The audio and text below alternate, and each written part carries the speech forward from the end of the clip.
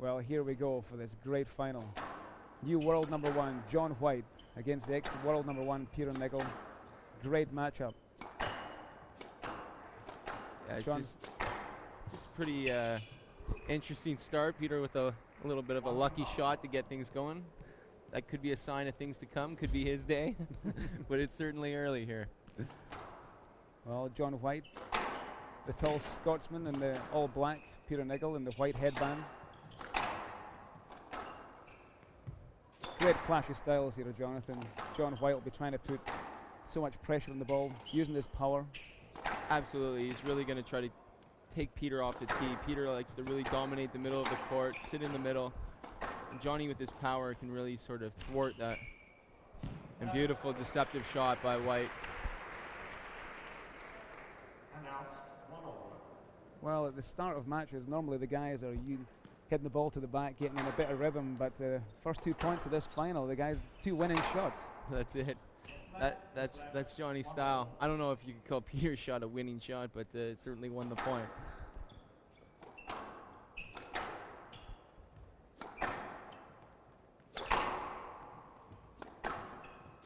Well, speaking to Peter earlier, normally he's tried to contain John. He's tried to hit good length, force him into the back of the court. But it hasn't really seemed to work the last couple of years. So Peter, talking about tactics tonight, said that he might actually try and attack John, take his attack away from him, from John. That's an interesting sort of theory. I know going into matches with Johnny, I would like to be a little more defensive and let him sort of initiate the pace and use a counter-attack on him. Because he's liable to make a few mistakes on a bouncy court like this if Peter hangs in there and plays tight squash. I think you don't want to give him any opportunities at the front of the court, because that's when White is really dangerous. Yeah, certainly if you're going to attack against John White, you really got to take the ball into the front of the court with pace, keeping the ball low. That's right, that's right. And what's going to happen is points like that. He's going to lose concentration, make a silly error, and that sort of credit to good defensive squash and sort of lulling the aggressiveness out of John. Oh. Well, that boast by John White, clipping the top of the tin, taking Peter Nicol to a 3-1 lead. It's got to be said, though, when John White decides to attack and he's playing well, there's not a lot of defensive strategy that can help you. No, just run and lob and try to stay in the rally as long as you can, because he really is special with his attacking game, like no other player, I think, out there. That position he just got into right there. Wow, Peter Nicol's retrieving ability, absolutely incredible. Oh, that was lazy. Good for the crowd. They let Peter right back into that rally. I see John White with using the side walls as well as the front wall to change the direction of the ball.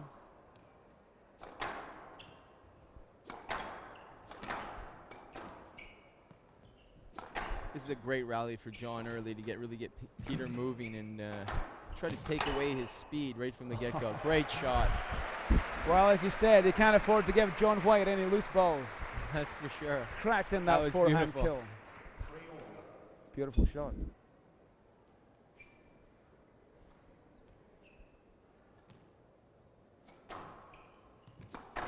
Well, I think it bodes well for Peter Nicol that he's moving so well in that last rally. He picked up some incredible balls.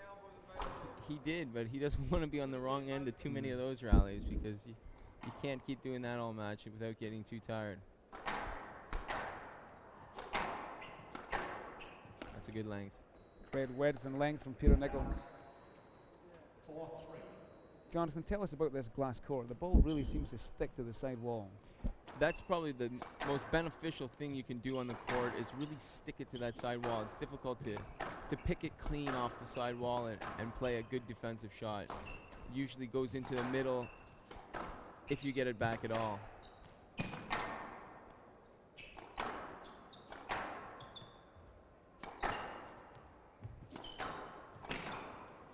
Oh, both players settling in here, playing a great rally, putting great length on the ball, getting the ball to the back of the court, but John White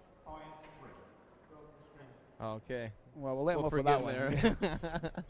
That's for sure.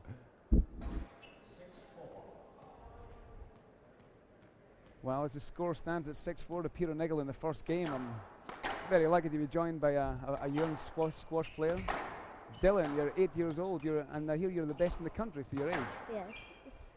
Oh, well, congratulations to you. Thank you. Who would you say your favourite player is? I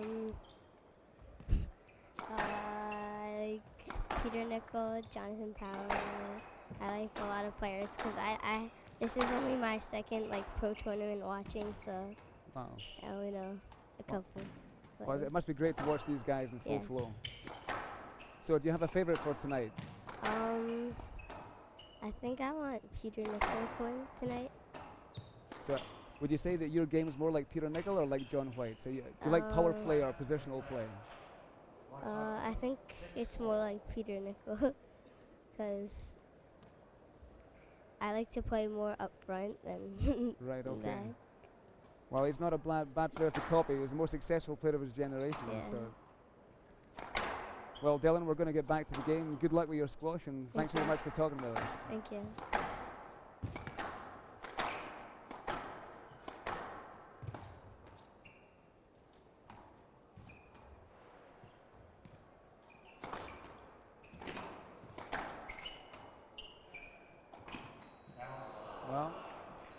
Well, Jonathon, one of the future champions of the sport, perhaps in a few years' time. There you go. I think it'd be nice to see a young American to come through at the top of the game in the professional ranks. We haven't seen that yet, and I know playing tournaments here for years since I was about 12 years old. They're certainly waiting for one. So let's hope it'll be young Dylan there. Well, the game growing so quickly in the United States. With all the different coaches that are here, a lot of money being put into the sport. Wouldn't be a surprise to get a champion in about 10 years' time. Certainly not. They are investing a lot of money and time into the sport, and John White is really just having an awful game. He's having a tough time settling in, and I think hopefully we can look for him to find his rhythm maybe in the second game, because this first one seems to be slipping away. Oh, John White just hitting two boasts into the tin. I think he's struggling to get Peter Nicol off the tee here, away from the centre of the court. Yeah, I think the court fosters that. This court has a very bouncy, spongy rubber floor, and I think it sits in the middle of the court and comes back into the middle of the court a lot of times. So I think that might play to Peter's advantage. Beautiful shot there. Well, Peter Nicol, a great athlete, but over the last couple of years, Jonathon, he's really added a lot of shots to his game. He's got a lot more variety in his game than he used to have. Absolutely, he's really worked hard on all aspects of his game and transformed his game really into more of an attacking player, where he was the ultimate defensive player early in his career, and sort of just kept layering that and getting better and better every month. That's a beautiful winner. Well, that's a great attack from John White.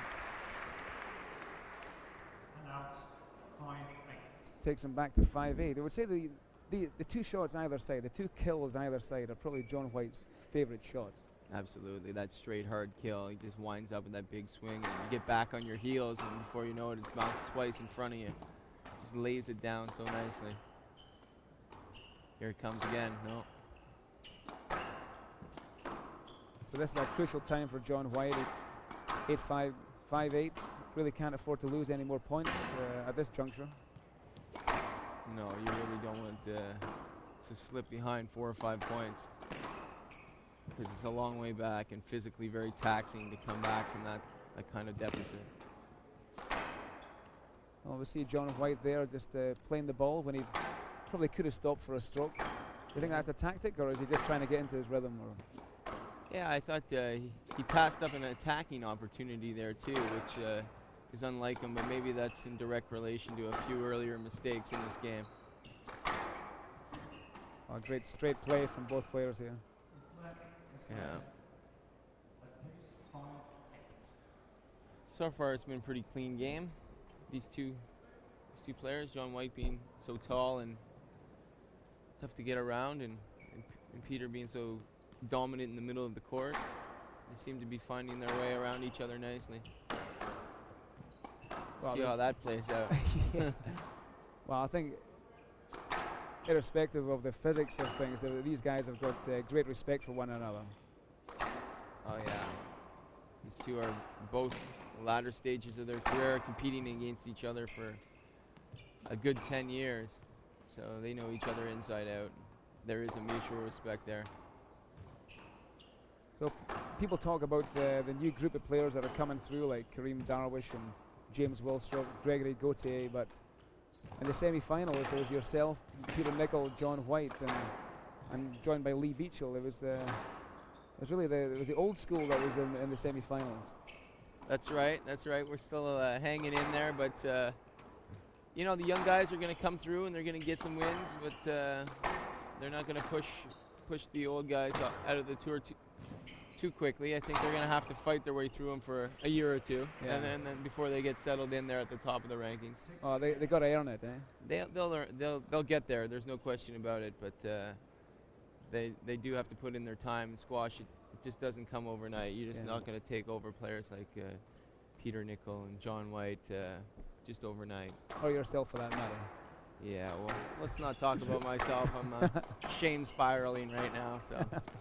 Nothing good to say about myself.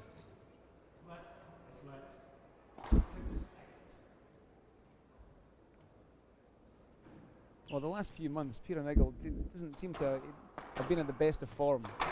Really has had a lot of strange losses. He looked as though his motivation was waning a little bit, but last couple of events, he won in Kuwait, and obviously in the final here, he's back to where he used to be.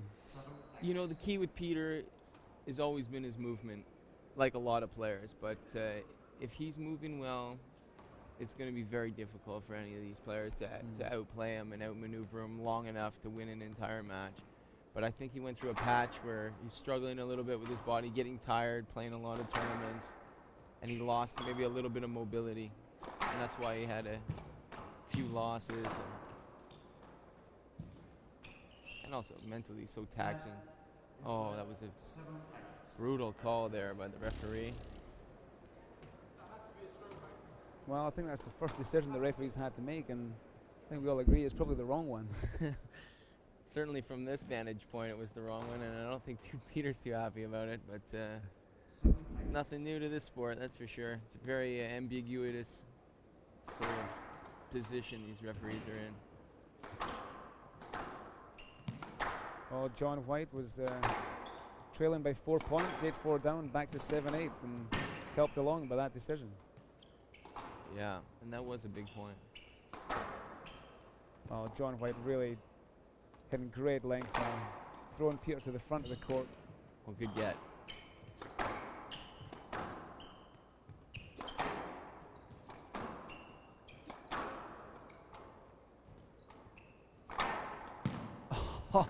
What a rally. Oh, this is first class stuff. It's incredible attack and incredible retrieve. White had the stroke there. He had it was his shot to hit it and just clipped the top of the tin. Great rally though. But I mean, how many great shots, how many winning shots does he have to hit to actually win the rally against this guy? Peter Nicol picked up 3 or 4 incredible balls. Almost clean winners against any other player on the tour, and Peter's fantastic retriever. You just got to keep doing that to Peter time and time again, and it's going to take its effect like it does on everybody. Oh, Gentlemanly called by White. Well, I think the ball might have been up, but John White just carrying the ball in his racket. Seems to be an Australian sin to carry on the rally if you scoop the ball. Yeah, a lot of the players don't necessarily call that, but you're right. It is an Australian trait to not play that one. Yeah. I know the Aussies are always blaming the English for actually playing that one, so they can't go ahead and play that themselves if they're going to be calling the kettle black. Well, John White, even though he's representing Scotland now, the the country of his father's birth. He actually grew up in Australia, from Alligator Creek in Townsville, in northern Australia. It's about as Australian as you're going to get. Wrestling crocodiles at the tender age of 4.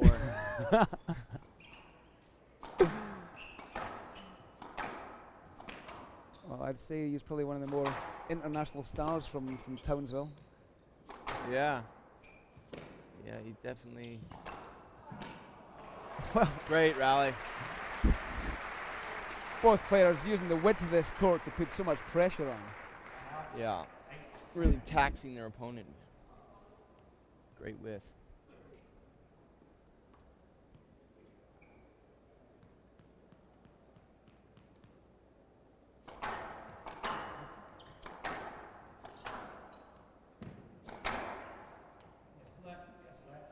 Well, John White playing that one again, 8-10. Still hanging in there, keeping close here. Well, it plays on your mind a little bit if you actually don't take the lead at any point. And John White's definitely a confidence player. He loosens up when he's in the lead. He can obviously hit amazing shots, but it's a lot better to have a 2 or 3 point cushion to play that kind of attack and squash. Certainly is.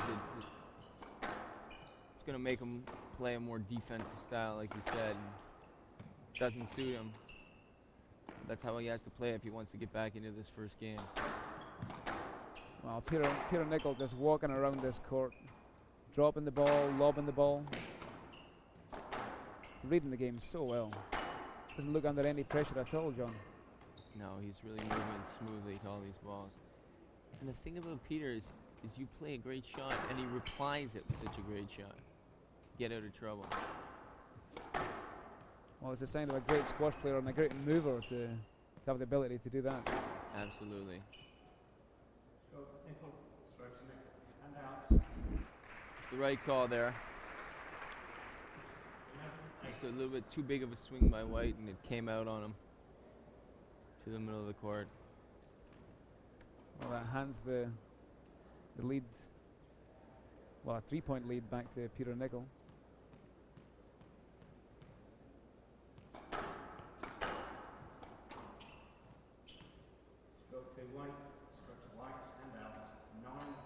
Oh, John White gets his stroke at last. Yeah, giving right back finally. Jonathan, how much would you say a good start is important at the start of every game? Getting into a good rhythm, getting a 2 or 3 point lead at the start of every game.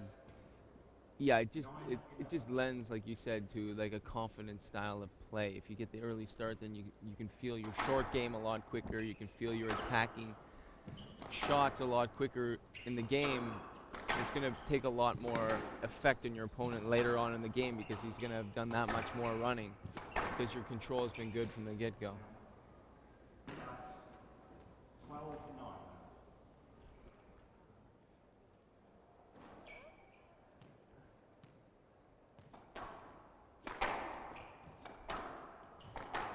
Well, Peter Nicol at 12-9.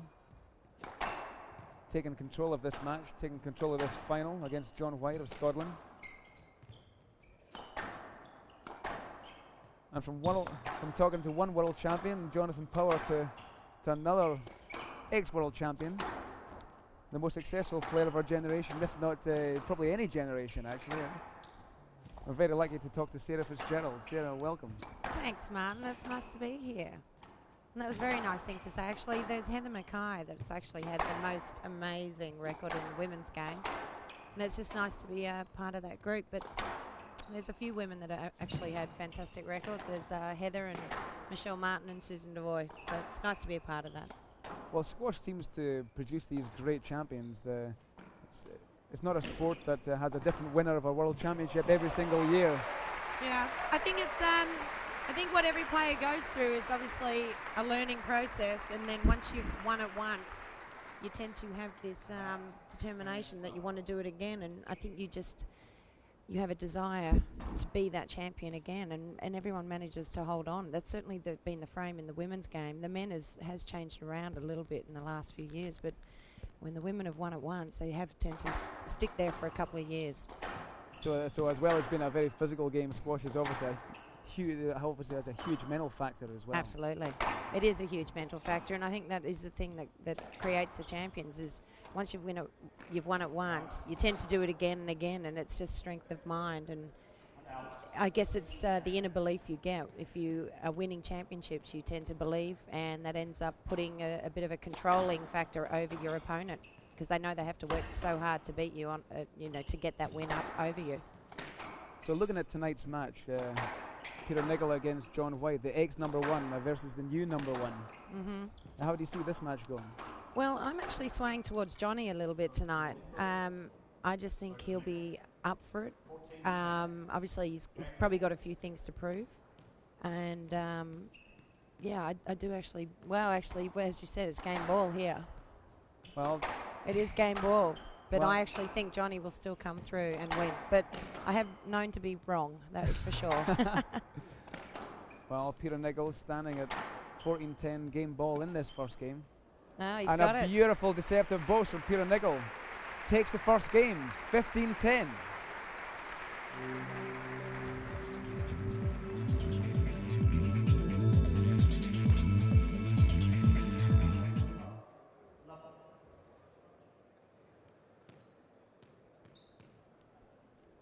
Okay, well, here we go for this second game, the final of the Tournament of Champions. Peter Nicol taking that first game 15-10 in 28 minutes. Yeah, he played very steady and really didn't give John much opening to hit his winning shots. And I think it's frustrating, John. That's what we're used to seeing. There it is. Jump up on that. Up the pace. Well, he needs to really up it. I think that's what he needs to do. You're right. He needs to be serendipitous in the front of the court. He needs to take chances so he can use his reactions and how well he reads the game to step up on his opponent and like he did there and get onto the ball early, play the winning shot. Exactly right. As he did there again. Beautiful, beautiful. He needs to create open style of squash, like boasts and attacking hard cross courts and really force Peter to hit the ball up. Yeah. Because when Peter hits the ball up, then Johnny can jump across and go for his winner. So. Yeah, right. But you need to up the pace to a very high level to be able to do that against Peter because his footwork's so good, getting behind the ball. Well, John White didn't quite get his rhythm in the first game, rather. And that seems to be the problem as well, is that he's attacking for 2 points, playing great shots, and then just punctuates it by playing a very loose loser into the tin. Yeah. But that's the way he plays, I suppose. That's it. You got to take the good with the bad. You're going to play that attacking. Like, he really takes such high risks in his style of squash play that you're bound to make that many mistakes.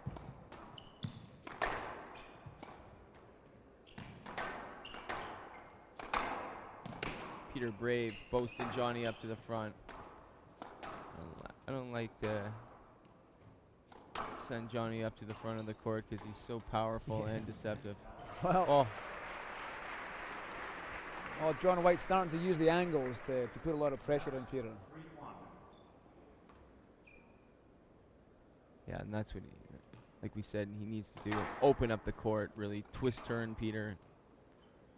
Take him out of his comfortable rhythm that he found so easily in the first game. Well, Jonathan, a lot of the time watching Peter, it's difficult to tell how he's actually winning the points. Yeah. But it's a question of quality. He just seems to hit that extra length, just tight to the wall. He just does everything well. Nothing he does is spectacular, but he's a spectacular mover. Yeah. But it's very subtle. Everything that he does is just so smooth. And like any great sportsman, he makes it look easy. And like that, very beautiful touch drop shot. Yeah, yeah. Didn't look spectacular. Like when Johnny hits a clean winner like that, we all kind of go, ooh. Peter hit a beautiful nick and crowd hardly moved. Just the way he goes about it. Well, he's a quiet champion, but an incredible one at that. Absolutely.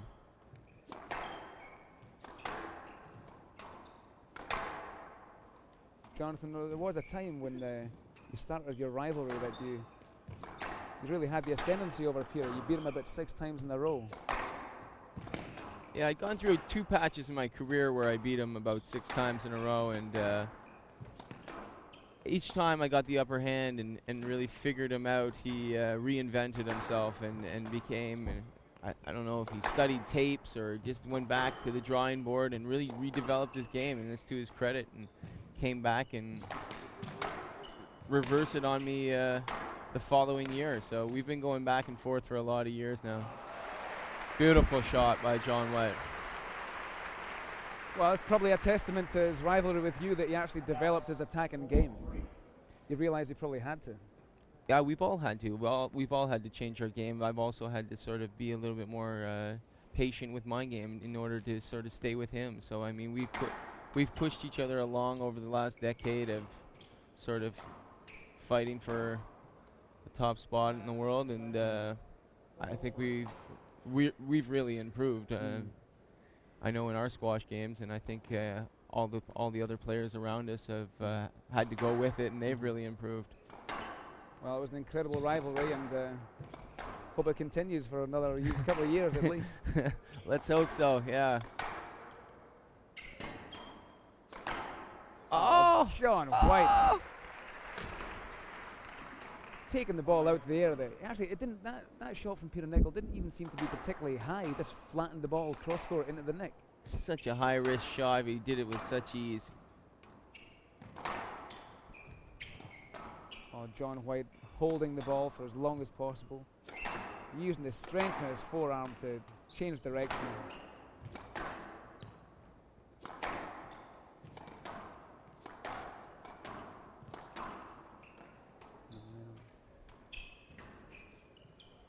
Oh, that's lazy footwork. See, White had he had a great advantage with a good drop shot, forcing Peter to lob, and he didn't move his feet on that back end, played it to the middle of the court where Peter was able to play that winning shot. Just got to get his feet moving quicker and really up the pace if he wants to stay with Peter here. Well, I suppose if you've got such great ability with the racket and such a strong wrist that you do sometimes get lazy with your feet. That's true, absolutely. He certainly can compensate, if anybody can compensate. Well, see John White just cracking different spins in the ball, using a little bit of top spin and side spin to keep the ball close to the wall. This is incredible pressure from John White here. But Peter Nicol hanging into this rally. And picking up those great shots of John with such ease. It's really amazing. Well, this rally's turned around. One player in control, then the other.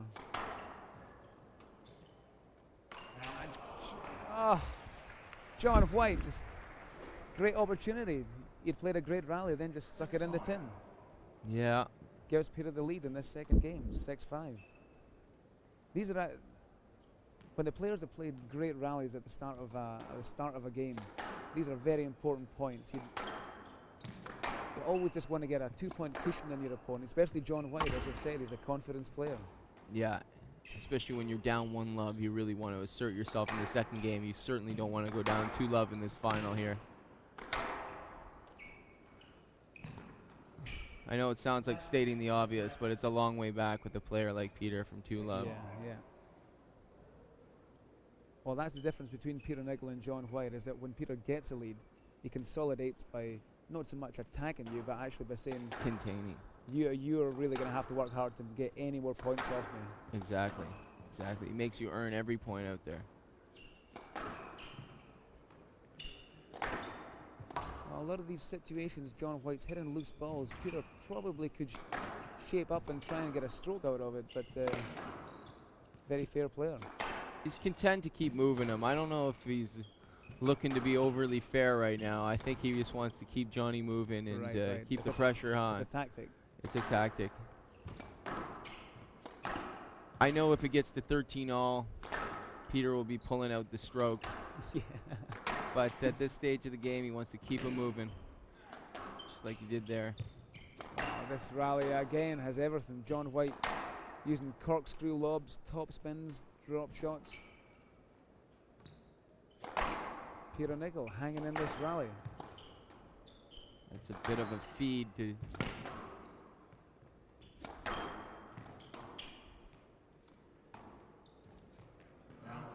Oh, That looks a little bit tired, Martin. Didn't you think he didn't go down? he didn't really bend his knees. He kind of. Yeah, he really had to go get that ball, and he looked a little complacent in his retrieving there. Well, this is a huge part of the match. John White, 1-love down, 7-5 down. And if he lets any more points go here, it's going to be a long road back. Like he did there, just a silly shot into the middle of the court, giving Peter Nicol the stroke. Yeah. Bit of a brain cramp there. Such a crucial situation.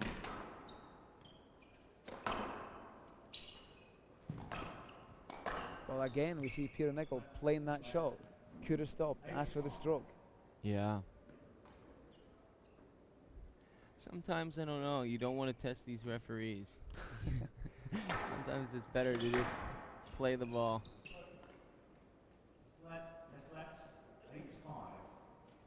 It's one thing that we haven't seen in this match at all is many calls. So Oh, both players have a lot of respect for each other. They both try and play a very Not- clean squash. not a lot of pushing and shoving, though. I mean, Well- both of these players have been known to be able to throw their weight around and get in the way, but I don't think it's their preferred style of play. I think they've got the ability to do that. They're great squash players. They can play any tactic, but both players prefer to play very clean squash. I suppose that's a belief thing as well. They believe in their own game. yeah.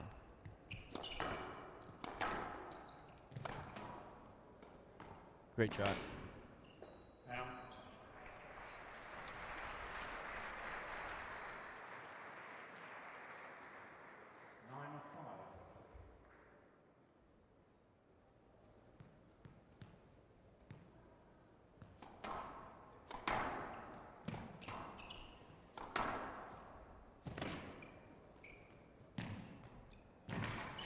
Oh, you kidding me?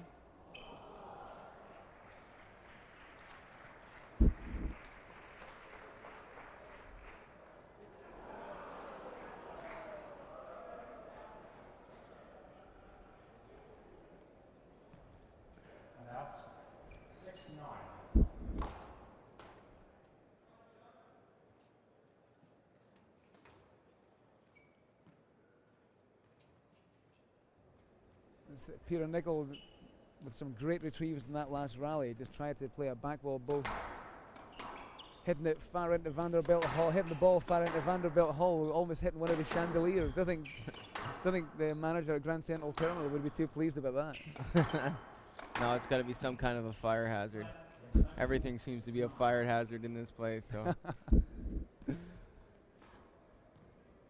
see if John can claw his way back into it. He's falling down again here in the second game. Great tight length. Oh, Jonathan, what do you think John White has to do to gain control of this match?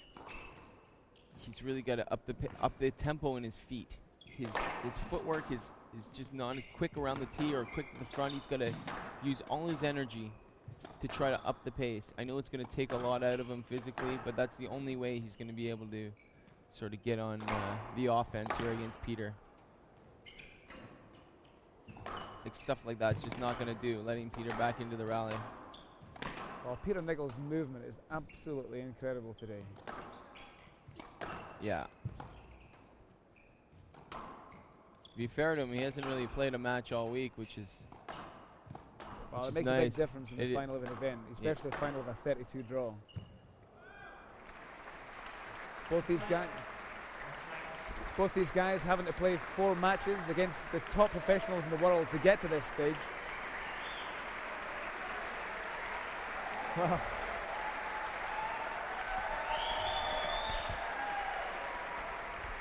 well, the crowd's showing their appreciation to both players for such a great rally.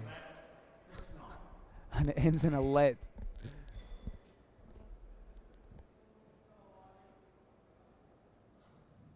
Well, there's a voice from the crowd. Come on, Warry. An Australian accent. Even though he plays for Scotland now, he still has his Australian supporters, Jonathan. Absolutely. I don't know how he does it. He's such a nice guy that he manages to sell out his country and still maintain all his fan base. Fantastic guy, though, John White. Just a tribute to what kind of a great giving character he is. Obviously, great diplomatic skills as well he possesses. Absolutely.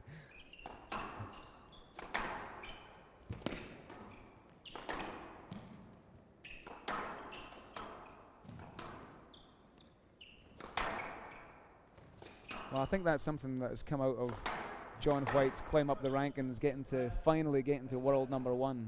Is that I think that a lot of the players on tour, his peers, have got so much respect for him. They're very happy for him to have achieved that in his career. Absolutely. I think he's putting in his time. He's always been one of the most talented players out there, and it's finally all come together for him. You know, he's been close so many times, and it's great to see because he certainly deserved it. He's played some good squash over the last 2 years.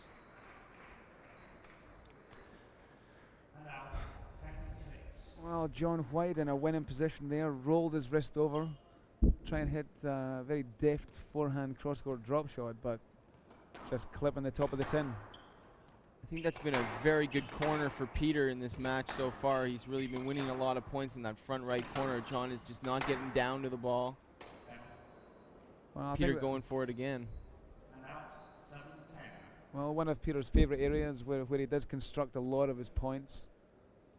Front right-hand corner. He's just got a great technique. He pushes the ball in there so well. Yeah, really drags you all the way up there. So you've played Peter, what is it, 37 times now? Yeah. Would you say that he's got any weaknesses at all? If there's one area of the game that you could pick, what would you say?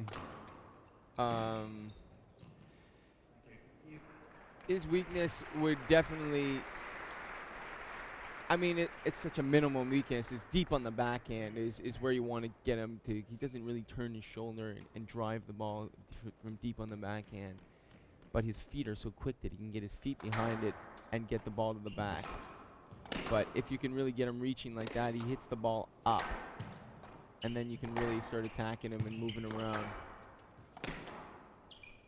But very tough to create positions with Peter. Well, I'm sure everyone out there will be very interested to hear that piece of wisdom there from Jonathon Power. I mean, I suppose if you'd played him 36 or 37 times, you should know his weaknesses by now. Yeah, I mean, like you keep a weakness comes up and you exploit it as much as you can, and then he changes his game again, and he strengthens that weakness. It's like a Tiger Woods. He makes his weaknesses his strengths, and he's basically become very well-rounded and not a whole lot of dents in that armor there. Well, as we're talking here, we've probably got one of the most important points of the match so far. John White clawing his way back. It was 10-6 down in this game. Pulling it back to 9-10, but Peter Nicol with a beautiful cross-court drive. Jonathan, I thought that was a huge point. Yeah, absolutely. That was crucial for Peter to keep that cushion. If he can really pin John back, take this second game, I'll find it very difficult to see John White coming back. Yeah. I'm going to have to agree with you there. That was a interesting volley. I think he caught the corner there and just died short on Peter. Caught him by surprise.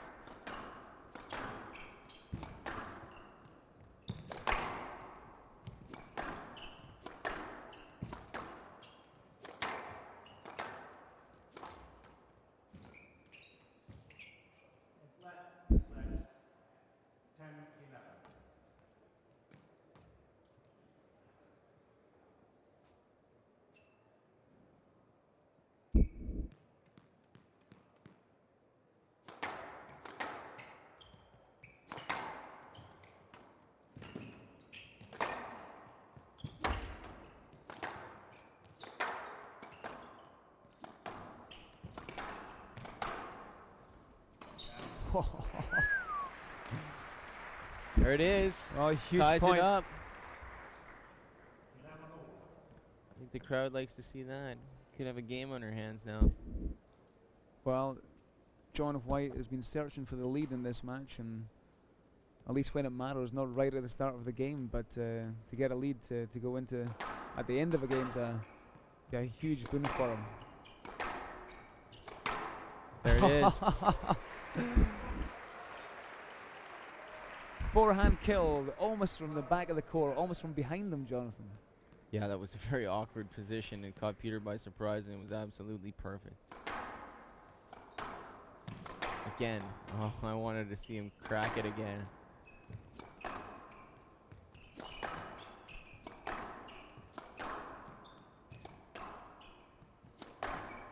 Well, tries one on the backhand as well.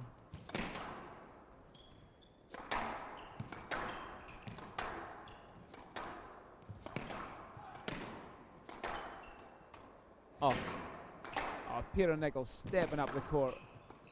Really so strong. Really putting the pace on it. Oh, this is a great rally. Both players attacking. The pace has just jumped about 10 notches here. Oh, it's a great squash. John White going for the 3-ball post, Nick. Oh! What an opportunity he had. What a great rally. One of his favourite shots, the cross-court volley, Nick. Just clips the top of the tin. Devastating. You can see the disappointment on his face. He worked so hard in that rally. Gets the clear winner. Shows his frustration by punching the front wall. Yeah. I think the people watching through the front wall will be quite intimidated by that sight. For the camera again, got a shot or two of that one. Wow, Peter Nicol using every dimension of this court. It's a great shot. Oh, And again. It's like he's setting up a perfect opportunity, just punching it into the tin. Handing Peter Nicol winners. Well, they should be clean they winners. They should be. Yeah, they're just sitting there for him, and I know it's eating at him right now.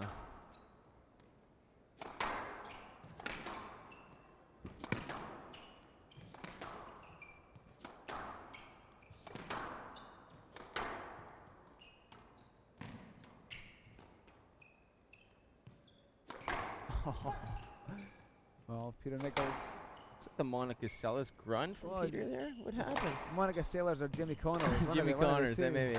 Should have a look. It's more like Jimmy, you're right. Maybe we can get a replay and have a little quiz with the folks back home.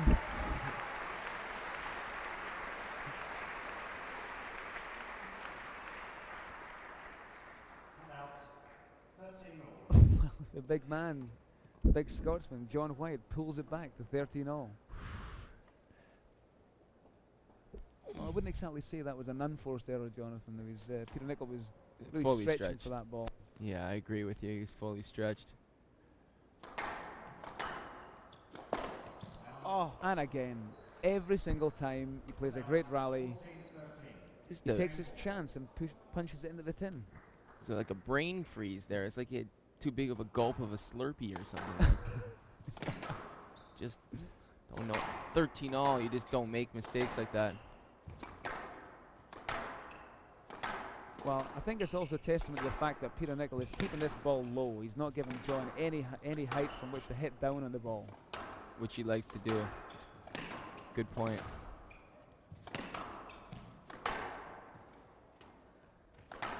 There we go. That's there a great shot. Exactly what we're talking about. John White, when he gets a chance to hit down on the ball, you got to get on your running shoes. That's right. That's right. And he really got a good angle and came down really hard on that shot.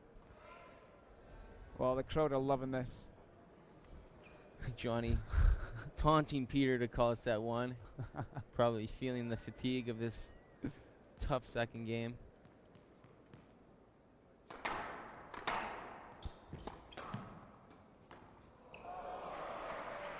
Well, Peter Nicol going for 3, but picking off a winner there. Maybe he should have gone for 1. Yeah, in retrospect, 1 would have been the call, but maybe he wouldn't have had the guts to go for such a bold drop shot. So you can never go back in time, unfortunately.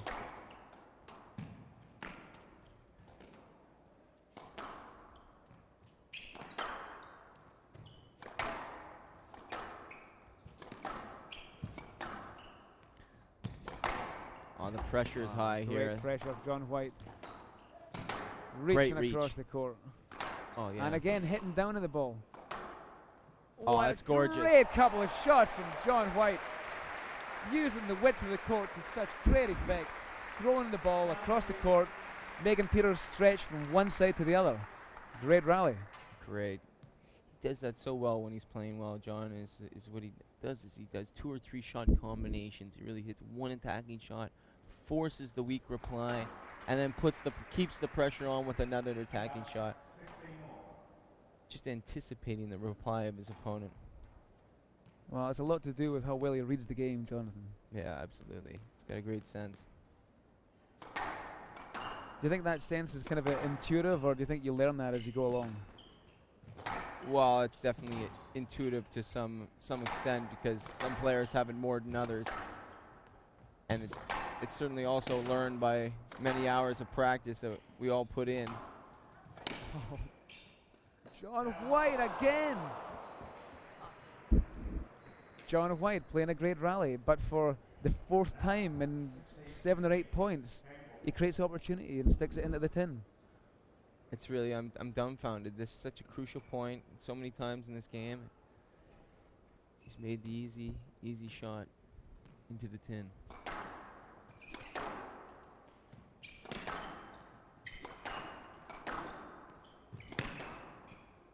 Well, if John White gets away with this game, I'll be amazed.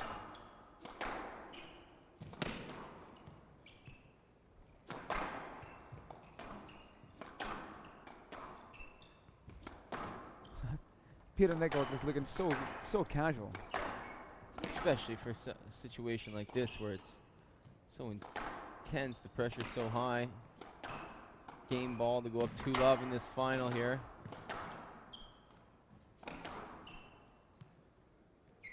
Oh, take that opportunity, Yeah.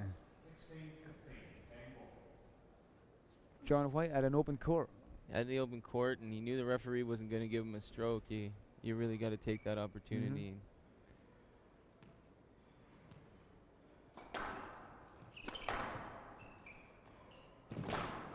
Well, great retrieving from John White, throwing his body into the front corner. Tremendously powerful movement up there. Well, Peter hit slightly loose.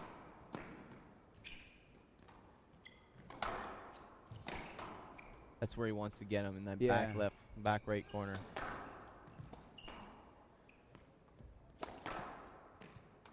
Oh. And again, Peter Nicol plays a beautiful backhand drop. John White gets onto the ball, but again sticks it into the tin. Gives the second game to Peter. Peter Nicol leads 2-0.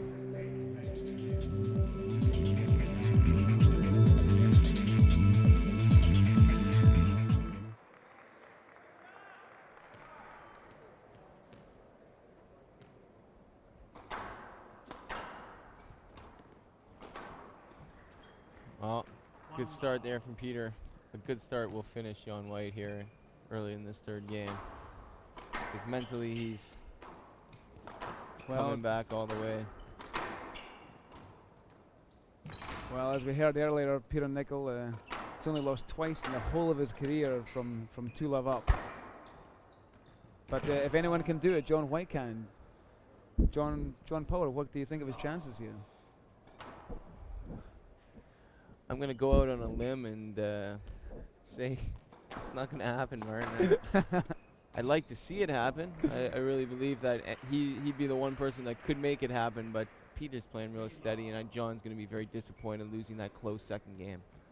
Tough to come back. Well, the shape of the game is quite similar to when John White played Lee Beachell yesterday. It was quite an easy first game. Second game was crucial, and Lee Beachell just got pipped by John, which proved to be crucial.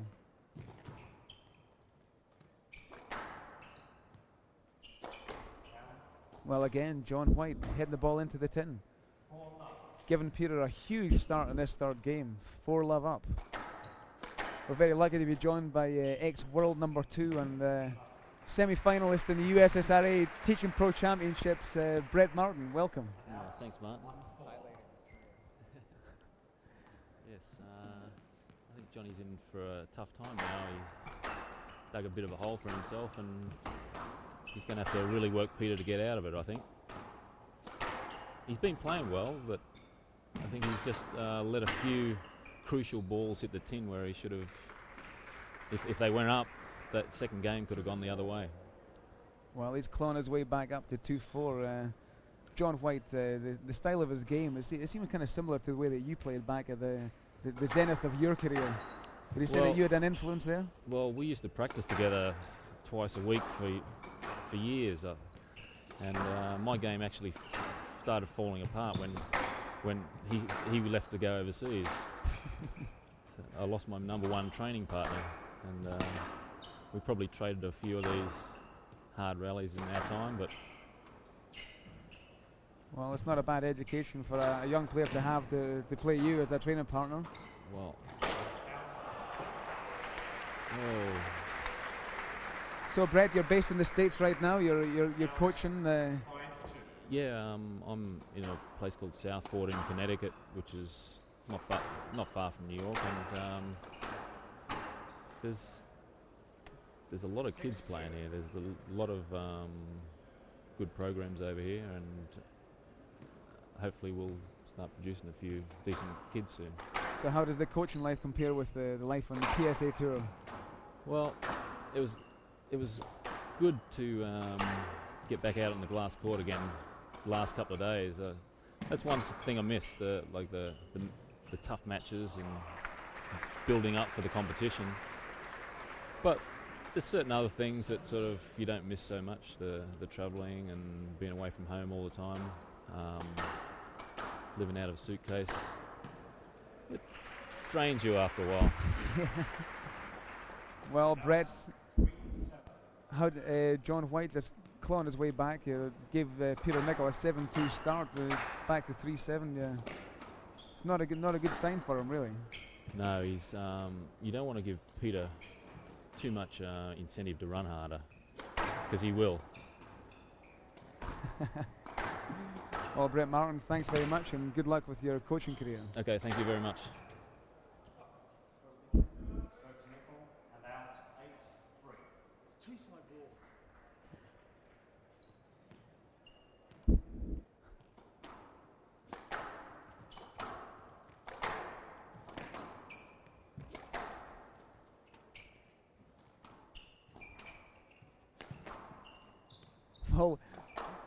Well, joined by one of our special guests. You're becoming a bit of a regular at Grand Central Terminal here.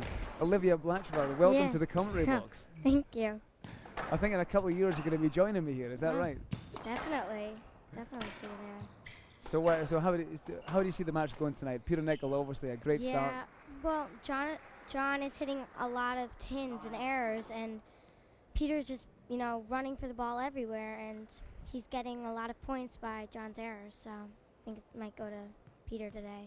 So how is your squash game these days? I hear you're number 2 in the States right now. Is that right? Yeah, that's right. Yeah. Fantastic. And you're obviously learning from watching these guys play. No, definitely. Yeah. Learning a lot. So out of the guys that you say, whose style of play do you like the most? Who plays most like you? It's hard to say.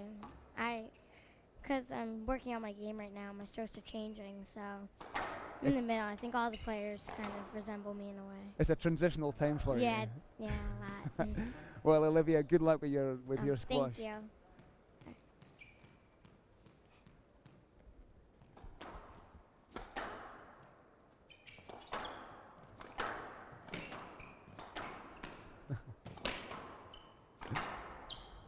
Well, Olivia, a very special guest. Yeah. Comes every year with our father Peter, and not to forget our sister Georgia, who's also a very keen squash fan. Very astute assessment of what's happening out there too for such a young lady, and certainly not much gets past a little sharp bit girl like that. Quite precocious. Wish I knew what that meant. Well, I think that's what you were when you were younger, Jonathan. Really? They called me a brat.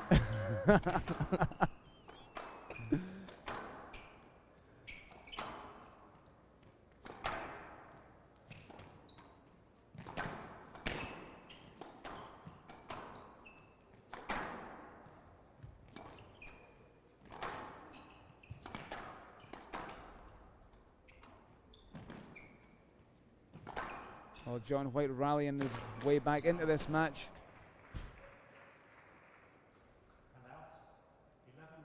But just sticking the ball into the tin, another Bose tin, giving Peter an 11-5 lead in this third game. This game's going quick. The rallies aren't nearly the same quality they were in the first two games. I think John's defeated mentally, maybe even a bit physically. It's disappointing, I think, losing that second game. And oh, and again. You can see it's all negative thoughts are entering into his game. He doesn't miss those shots normally. Well, do you think one of the reasons that he is going so close to the 10, he is making so many mistakes because of Peter Nicol's great retrieving today? Yeah, I mean, like I said, the court's very, very bouncy, and Peter's moving exceptionally well. So those two put together, it's just a deadly combination, I think, for Johnny, because I think Johnny might have been hoping Peter didn't get up there, being down 12-5, but valiant effort, but not quite good enough. Well, as the towel boy comes on, cleans up the sweat. Very important job in this arena. Absolutely. I know I started as a towel boy at one stage in a big tournament, so hopefully there's a long squash career ahead for that young gentleman.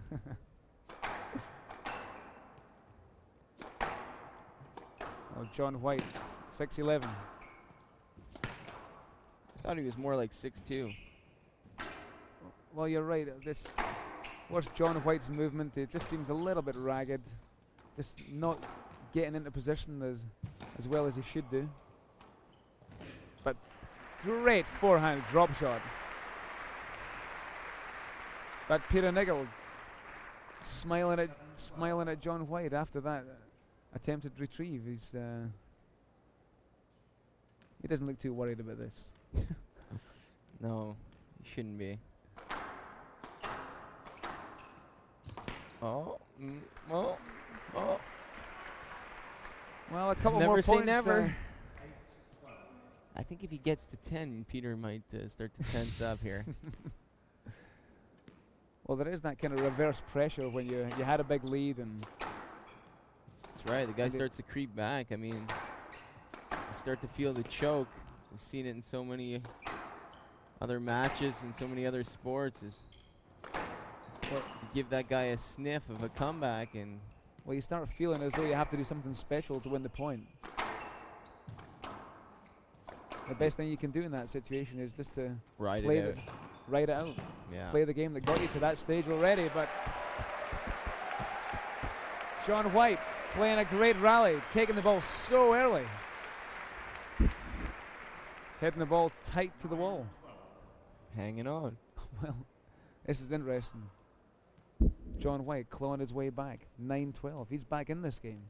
Exactly. Peter needs a cheap point here, like a quick stroke to really regain his confidence. Maybe a... Well, the crowd really getting behind John White in that last rally. They want to see this game continue. Absolutely. It's been a very high-level squash game. We'd all like to see more.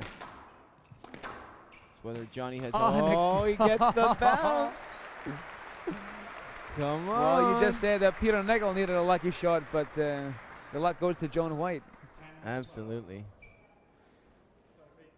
Apologizing there, Well, but I don't think it's very sincere. no, no.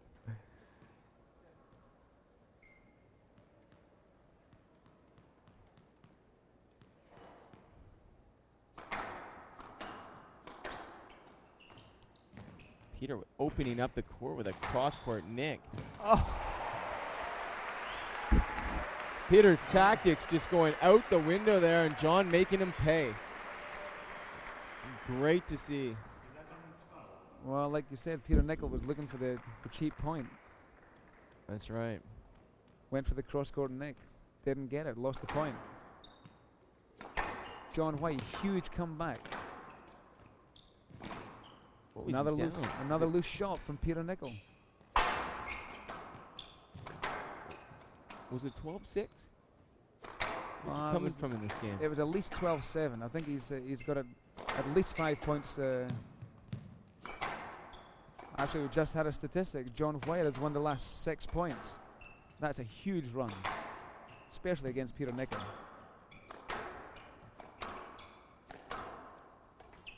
Oh.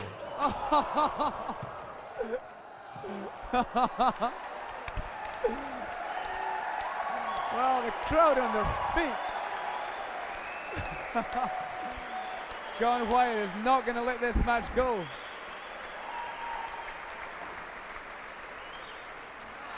Oh.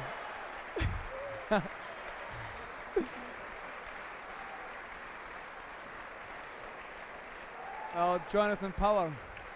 For the love of God. Your new company's logo is Dive Guy. I think Yeah. you've Gonna just sign him up, I think. It's gorgeous.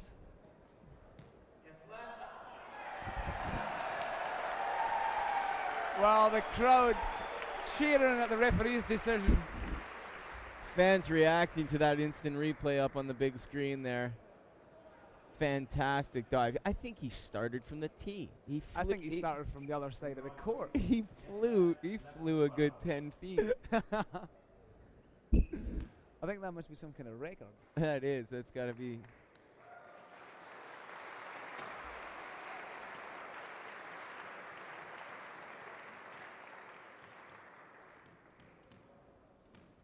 Well, dramatic stuff here. The crowd really getting behind John White. Oh! What a comeback. 12-12, the score tied. 12 all from having this match sealed up. It's 12 all. Well, John White, with all the confidence. 12-5 down. Back to 12 all. Fantastic. Everything he's possibly got, diving across the court, every shot available to him. This is absolutely incredible. Oh! That stab volley. Beautiful. Well, that little punch into the front corner that both players have conceal the most evil intent. And another dive. Wow.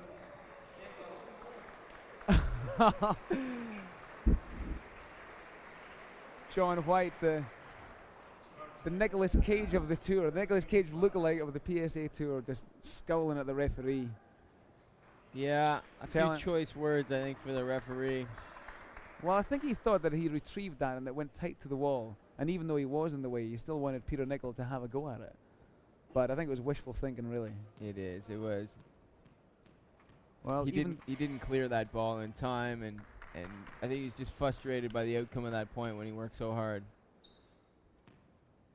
Well, even though this game still stands at 2-love, well, these guys have only finished 2 games. It's gone on for 70 minutes. That's a marathon time for 2 games. Ah, John White, his favourite shot, 14-12. cracking it into the tin. The crowd sighs as he gives Peter Nicol match point, 14-12.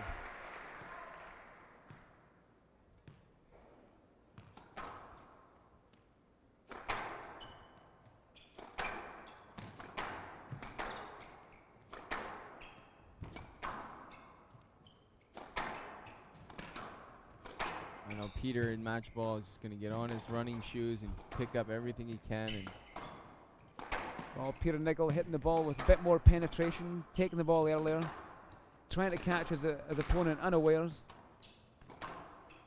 But John White looking ragged.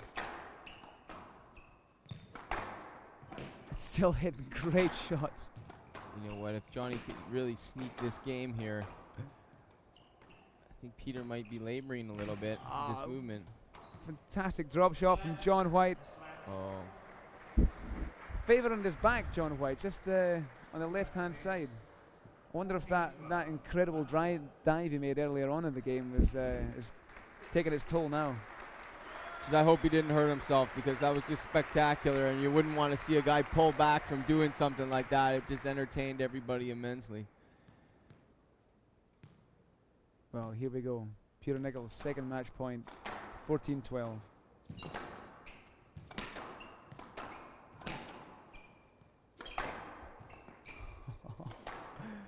John White going for it.